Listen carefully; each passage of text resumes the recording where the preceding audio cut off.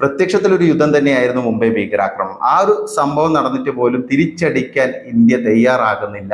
പാശ്ചാത്യ രാഷ്ട്രങ്ങളുടെ അനുമതിക്ക് വേണ്ടി കാത്തുനിന്നു. അവർ പറഞ്ഞു വേണ്ട എന്ന് പറഞ്ഞു. അപ്പൊ അതിനുശേഷം ആ ഒരു നിലപാട് നിന്ന് പിന്നോട്ട് പോയി ആ ഒരു തീരുമാനം പിൻവലിച്ചു. ഇതൊക്കെ കേൾക്കുമ്പോൾ നമുക്ക് എത്രത്തോളം ആശ്ചര്യം ഉണ്ടാകും എന്നുള്ളതാണ്. കാരണം ആ ഒരു ഡിഫറൻസ് നമുക്കിപ്പോൾ കാണാൻ സാധിക്കുന്നുണ്ട്.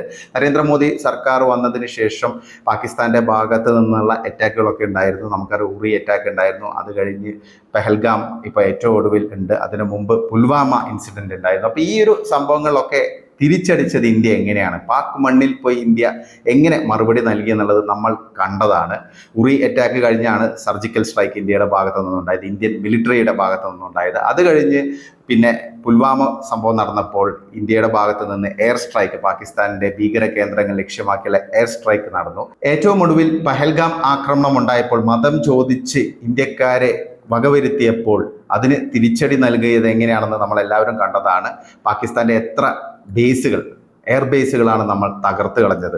അതുമാത്രമല്ല, അവിടെ ഭീകര കേന്ദ്രങ്ങൾ ഉൾപ്പെടെ അറ്റാക്കുകൾ നടത്താൻ ഇന്ത്യക്ക് സാധിച്ചു. ഓപ്പറേഷൻ സിന്ദൂർ നമ്മുടെ എല്ലാം അഭിമാനമായി മാറി. അപ്പൊ അതാണ് ആ ഒരു ഡിഫറൻസ്. അതായത് എന്തായിരുന്നു UPA സർക്കാരിന്റെ കാലത്ത് ഇന്ത്യ, എന്താണ് ഇപ്പോൾ നരേന്ദ്രമോദി സർക്കാരിന്റെ കാലത്ത്, അതാണ് ഇതിൽ നിന്ന് നമുക്ക് വ്യക്തമാക്കാൻ സാധിക്കുന്ന ഒരു കാര്യം.